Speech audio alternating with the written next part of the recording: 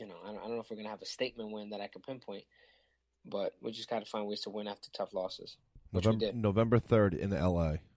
D'Angelo versus Oh my God, that Lonzo. game's gonna be must watch. D'Angelo versus Lonzo.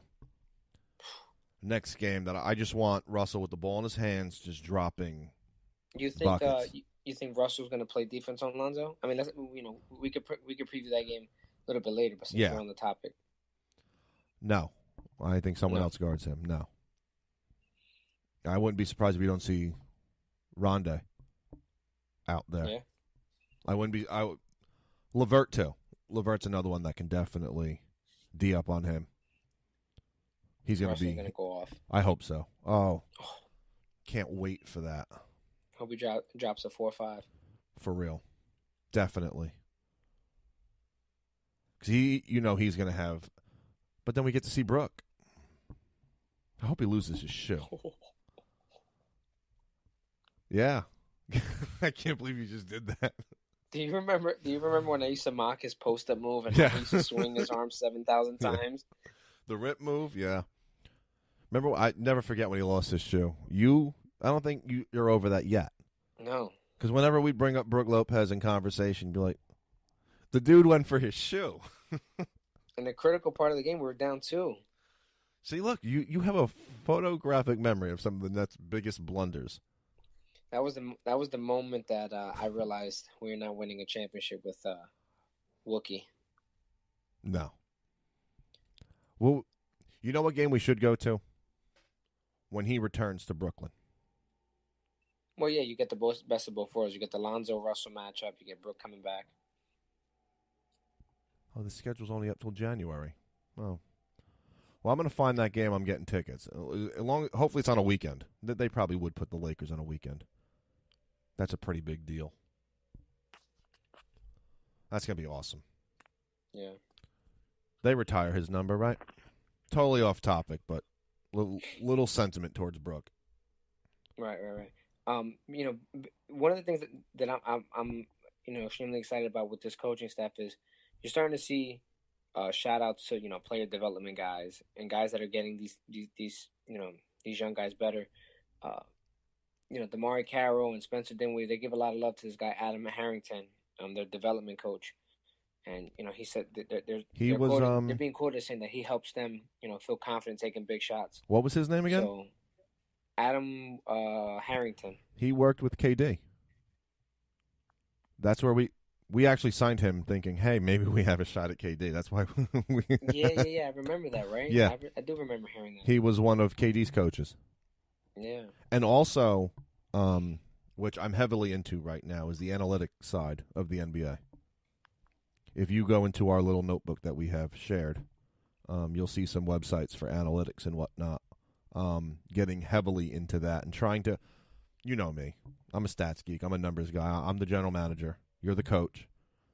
Basketball, analytics and basketball makes more sense to me than, we're both net fans, so the whole Joe Girardi analytical argument. I'm a gut guy in baseball, but in basketball, I mean, you can't shy away from certain numbers. How same thing in baseball. Well, you're also a baseball player. If I can say this without you getting mad at me, your son is a terrific baseball player. I remember watching you putting in work before summer camp. So I know where you're coming from because you're on the baseball side, but right. What they've learned through these numbers and whatnot, I mean, just in pitching alone and how guys pitch and even now basketball, I'm reading a great book about the building of the Golden State Warriors and how those tech giants used analytics to help build and develop this team.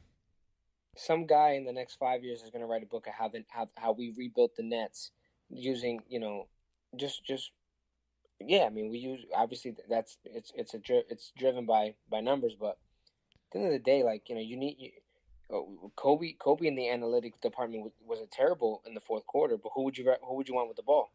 Well, and I think the Nets. I mean, you're right. LeBron's amazing analytically, but we could all say he has deficiencies psychologically in the fourth quarter. Yeah, There was a time where he never had 4 quarters. Remember that joke when he lost to Dallas? Oh yeah.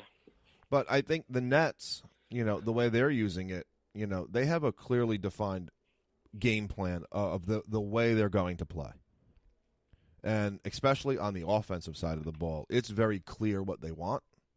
You can see it. And when it works, it's really a thing of beauty. And they're only going out getting players that they think fit that mold.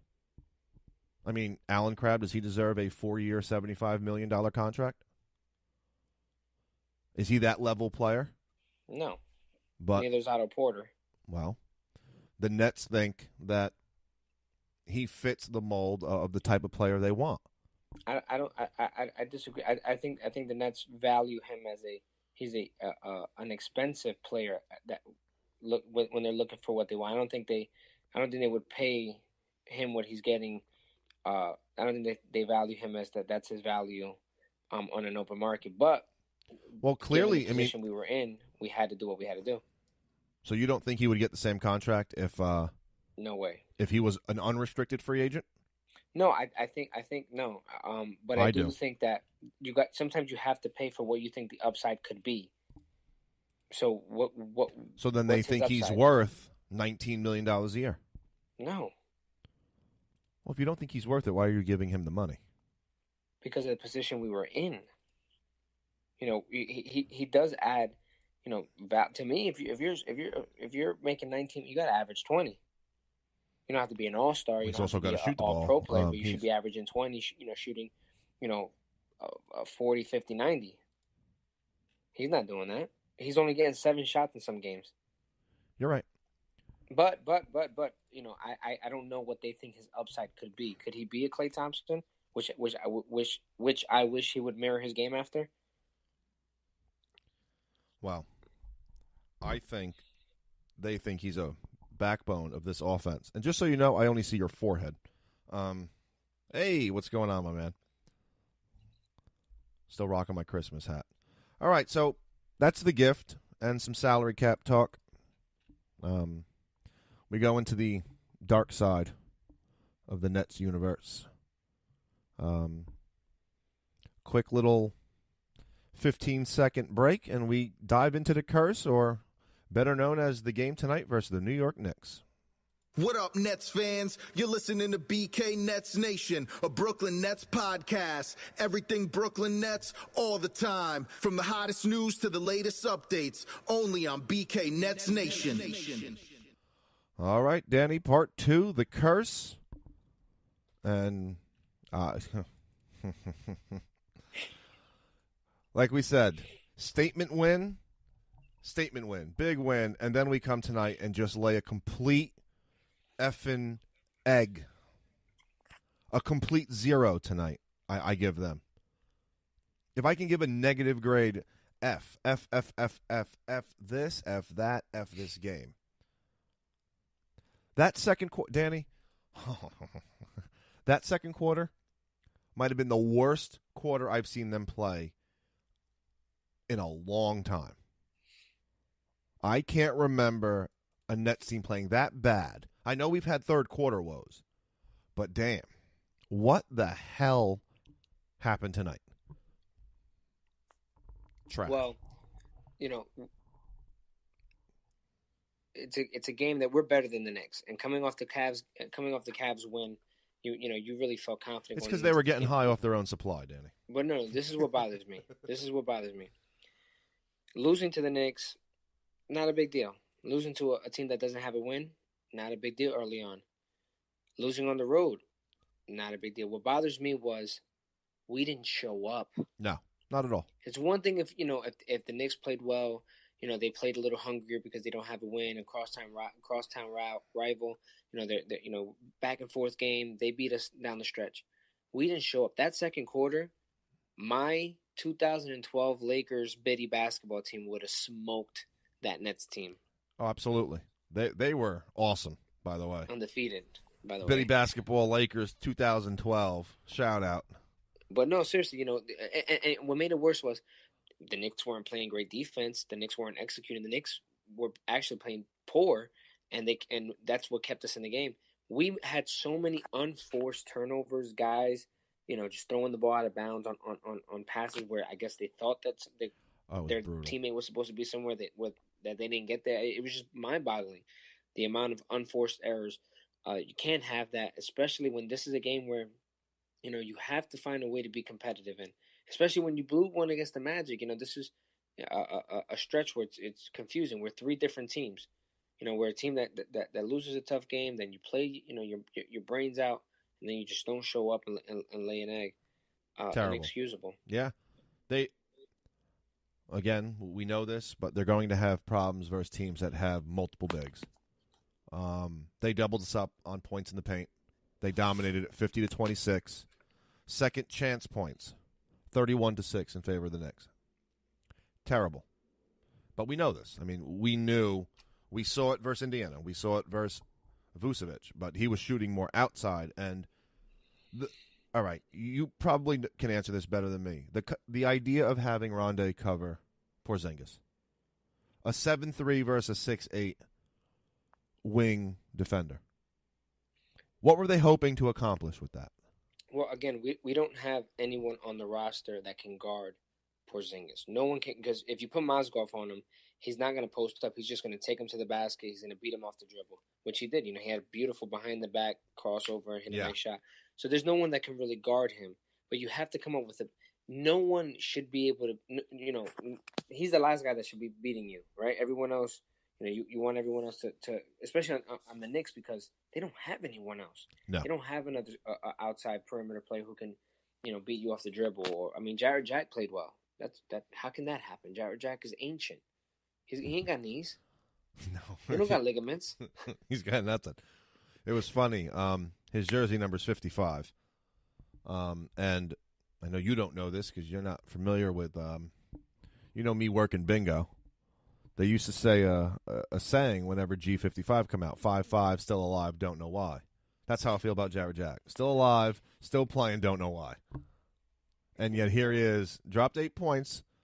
So, but to not be hypocritical, we love the fact that Rondae Hollis Jefferson can guard 5 position. But I think when we say that, we mean when he's matched up on a pick and on a pick or that's just the way that one play turns out. He can guard him on one play, but consistently, not for a whole game. No, not at all. You got to throw more bodies.